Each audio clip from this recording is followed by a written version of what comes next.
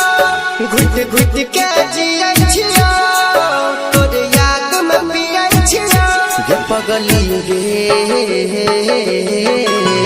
पागल बनल छिया तोरी जगह पागल बनल छिया गे करना पागल बनल छिया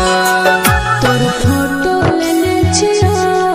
छछिया से लगने छिया रे पगला रे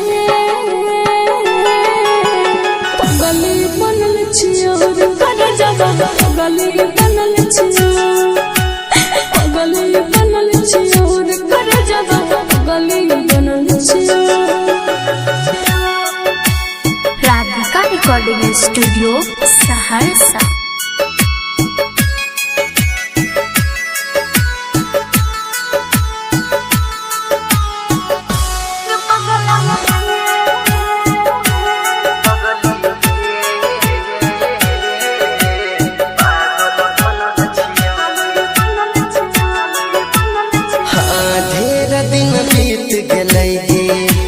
हथियाई थैर न कैली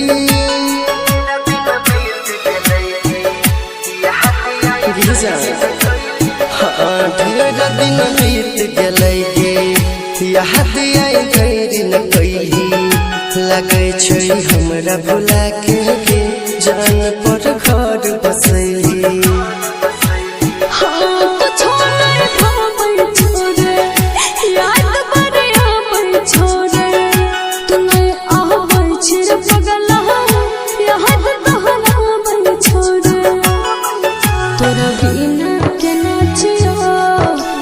घुट के जिया छिया पगली गे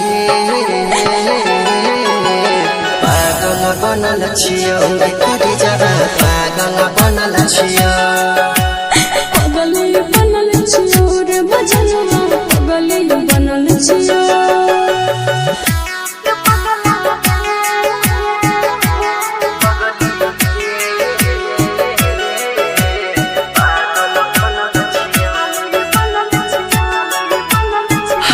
जान हमर नहीं भेले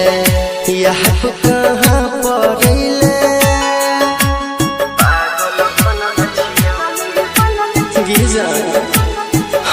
जान हमर नहीं भेले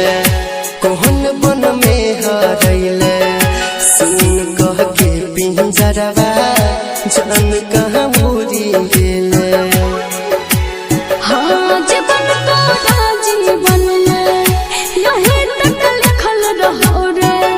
जिगर सर बन के हाथे जान तो देख गेलो रे तोर फोटो लेने हिया छछिया से लगने हिया पगली गे पागल बनल छिया तोरी जगह पागल बनल छिया।